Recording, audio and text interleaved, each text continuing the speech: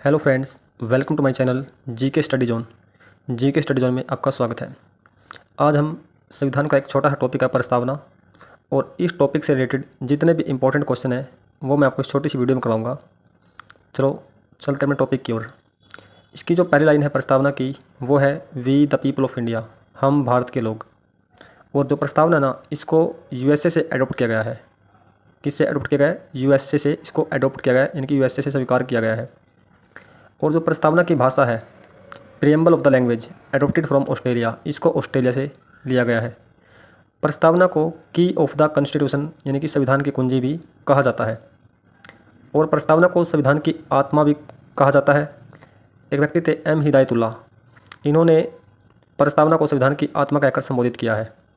एक आर्टिकल 32 है, इसको भी संविधान की आत्मा कहा जाता है, वो मैं आपको बाद में पढ़ाऊँगा आर्टिकल 32 के बारे में।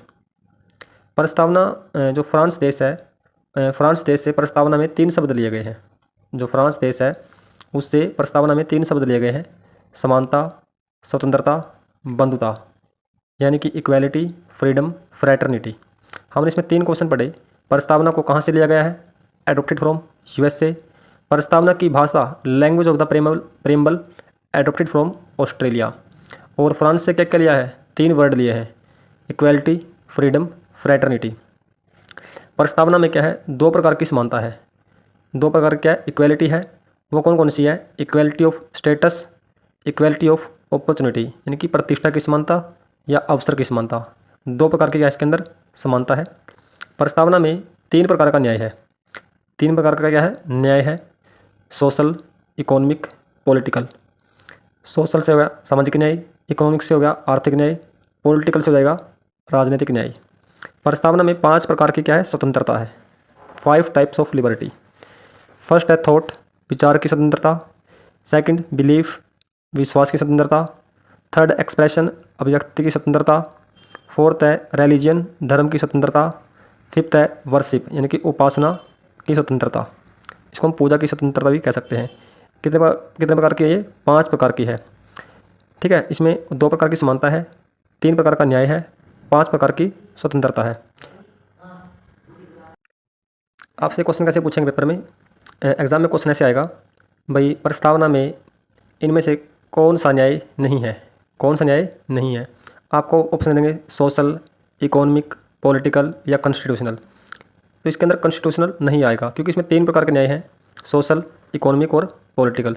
तो ऐसे आपसे क्वेश्चन पूछ सकते हैं। तो 3 प्रकार का न्याय हो गया, 5 प्रकार की स्वतंत्रता होगी। चलो आगे चलते हैं। 13 दिसंबर 1946 को संविधान की तीसरी बैठक में पंडित जवाहरलाल नेहरू के द्वारा उद्देश्य प्रस्ताव प्रस्तुत किया गया।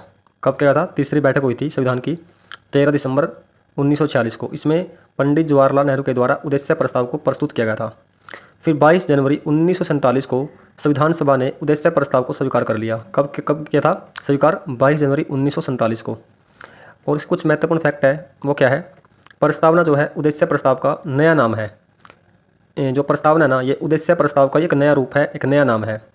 उद्देश्य प्रस्ताव प्रस्तावना का पुराना रूप है। आपसे कैसे ही पूछे आपको उनको याद रखना है। प्रस्तावना इसका नया रूप है, उद्देश्य प्रस्ताव प्रस्तावना का पुराना रूप है। फिर 26 नवंबर 1949 को जब हमारा संविधान बनकर तैयार हुआ था। कब हुआ था तैयार बनके? 26 नवंबर 1949 को जब संविधान बनकर तैयार हुआ, तो संविधान सभा के द्वारा प्रस्तावना को स्वीकार किया गया। ठीक है, लेकिन संविधान ने इसे स्वीकार नहीं किया। इसमें क्या कहा गया है? जब हमारा संविधान बनकर तैयार हुआ 26 नवंबर 1949 को, संविधान सभा ने तो प्रस्तावना को स्वीकार कर लिया, लेकिन संविधान ने इसे स्वीकार नहीं किया। प्रस्तावना को संविधान ने कब स्वीकार किया? प्रस्तावना को संविधान ने कब स्वीकार किया?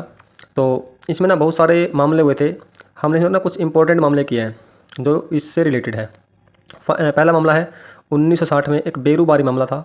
बेरूबारी मामला, सुप्रीम कोर्ट ने इस मामले में प्रस्तावना को संविधान का अंग स्वीकार नहीं किया। सुप्रीम कोर्ट ने मना कर दिया, जो प्रस्तावना वो संविधान का अंग नहीं है।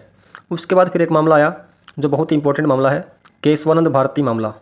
केशवानंद भारती मामला 1973 में ये मामला आया था। इसमें सुप्रीम कोर्ट के 13 जजों ने पार्टिसिपेट किया था और एट लास्ट प्रस्तावना को संविधान का अंग डिक्लेयर कर दिया।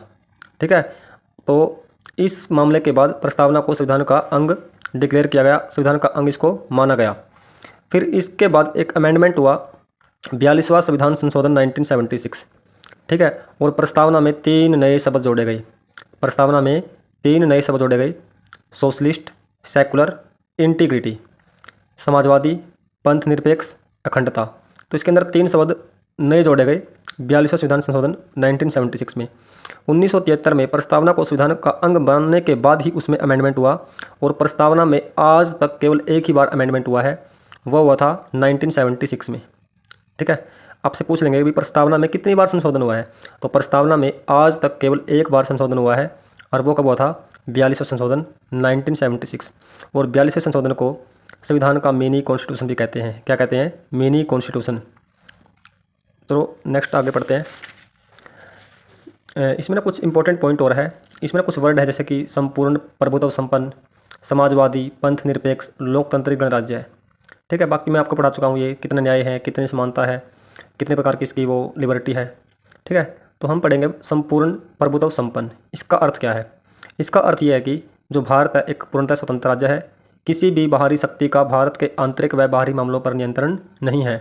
ठीक है, तो संपूर्ण प्रभुत्व संपन्न का मतलब क्या होता है कि भारत जो है एक कंप्लीट इंडिपेंडेंट देश है, इसमें किसी अन्य देश का कोई भी बाहरी हस्तक्षेप नहीं है।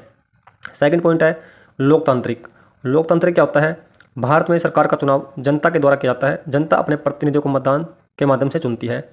ठीक है, जिसमें हमारा MLA हो गए, अपने MP वगैरह हो गए। ठीक है, तीसरा है गणराज्य। गणराज्य क्या है? भारत में एक राष्ट्रपति होगा जो अप्रत्यक्ष रूप से चुना जाएगा। ठीक है, तो भारत में एक राष्ट्रपति होगा जो अप्रत्यक्ष रूप से चुना जाएगा, और देश का सर्वोच्च पद वंशानुगत व्यवस्था से नहीं मिलता। तो ये जो राष्ट्रपति है, तो ये किसमें कही गई है? गणराज्य में कही गई है। तो भारत का एक संपूर्ण प्रभुत्व संपन्न लोकतांत्रिक गणराज्य देश है। तो ये थी हमारी आज की video. I hope this video आपको पसंद आई होगी। वीडियो को देखने के लिए आपका बहुत बहुत धन्यवाद। Please like, share and subscribe जरूर करें। तब तक के लिए टेक केयर, बाय बाय, जय हिंद, जय भारत।